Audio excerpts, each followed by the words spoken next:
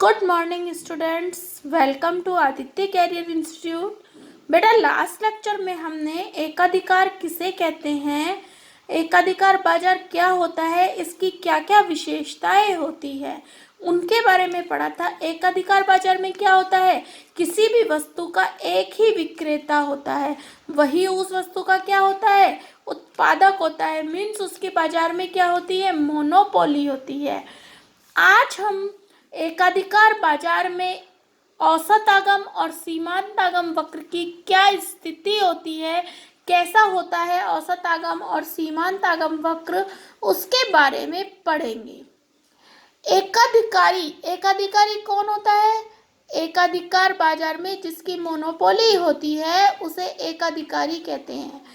एकाधिकारी जो होता है वो ऐसी वस्तु का एकमात्र विक्रेता होता है जिसकी कोई भी निकट प्रतिस्थापन वस्तु नहीं होती है। इस वस्तु का मांग वक्र ऋणात्मक ढाल का होता है और एकाधिकारी क्या करता है, यदि उसके माल की ज़्यादा क्वांटिटी की सेल हो रही है, ज़्यादा मात्रा में उसका माल सेल हो रहा है, तो वो क्या कर देता है, प्राइस को कम कर देता है।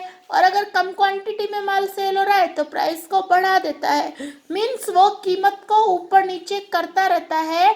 इसी कारण जो एमआर कर्व होता है वो एआर की अपेक्षा दुगनी तेजी से गिरता हुआ होता है। मीन्स एआर के नीचे एमआर कर्व होता है। इसे हम एक टेबल में शो करते हैं।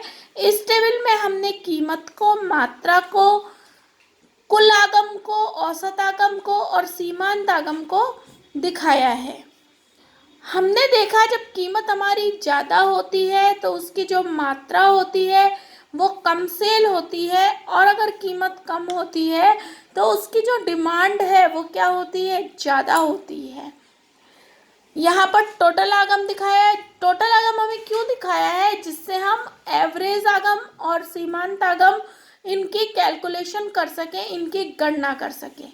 अब यहाँ पर हम एक डायग्राम बना रहे हैं। डायग्राम में हमने ओ वाई अक्ष पर ए आर और एम आर को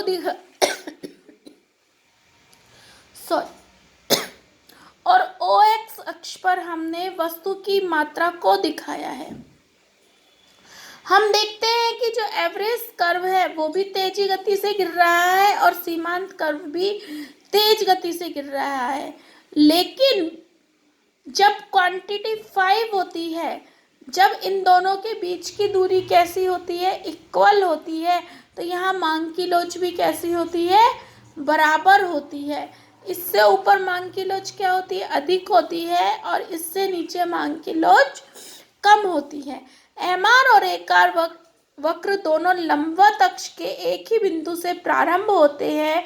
एमआर व एकार लंबवत अक्ष के मध्य में दोनों से समान दूरी पर गुजरता है। एमआर को उत्पादन के मध्य बिंदुओं पर अंकित किया जाता है क्योंकि यह टीआर और मात्रा में परिवर्तन को बताता है।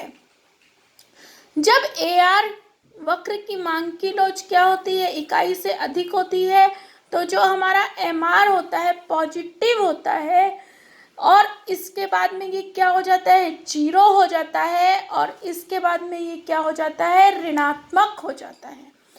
तो जब हमारी एआर मांग वक्र की मांग की लोच अधिक होती है तो यह धनात्मक होता है क्योंकि मात्रा में वृद्धि होती है, और एआर के मध्य बिंदु पर मांग की लोच इकाई के बराबर होती है। यहाँ पर हमारा सीमांत आगम क्या होता है, जीरो होता है, और इसके बाद मांग की लोच क्या हो जाती है, इकाई से कम हो जाती है। तो हमारा जो एमआर वक्र है वो भी क्या हो जाता है, ऋणात्मक हो जाता है। हमने पहले चैप्टर्स में भी पढ़ा था कि जो एवरेज आगम है, औसत आगम है, वो कभी भी हमारा जीरो नहीं होता है। हमेशा ध्यान रखने वाली बात है कि जो औसत आगम है वो कभी भी जीरो नहीं होता है। तो क्लियर, एआर और एमआर वक्र की क्या स्थिति होती है मोनोपोली मार्केट में। अब हम इसी से रिलेटेड एक क्वेश्चन है, एकाधिकार बाजार में कीमत विभेद को समझाइए। एकाधिकार बाजार में जो भी कीमत और उत्पादन का निर्धारण किया जाता है वो टोटल आगम और टोटल लागत विधि द्वारा किया जाता है। हमें पता है कि अल्पकाल में एक अधिकारी को सामान्य लाभ, असामान्य लाभ तथा हानि भी हो सकती है, लेकिन दीर्घकाल की स्थिति में एक फर्म अधिकतम लाभ अर्जित करती है और उस अधिकतम लाभ को प्राप्त करने के लिए जो एक अधिकारी होता है वो बहुत कीमत विभेद करता है। इसी को ही हम क्या कहते हैं, कीमत विभेद करता है। मीन्स जब वो अपने गुड्स की अधिक क्वांटिटी सेल करना चाहता है, अपने माल की अधिक मात्रा बेचना चाहता है, तो वो कीमत को घटा देता है, और अगर उसके माल की मात्रा कम सेल होती है तो वो कीमत को क्या कर देता है, बढ़ा देता है। इसी से रिलेटेड प्रोफेसर स्टिगलर ने इसकी डेफिनेशन दी है। कीमत विभेद का अर्थ है कि तकनीकी दृष्टि से समरूप पदार्थों को इतनी भिन्न भिन्न कीमतों पर बेचना जो उनकी सीमांत लागतों के अनुपात से कहीं अधिक हो। तो क्लियर स्टूडेंट्स, आज के लिए इतना ही। Okay, thank you.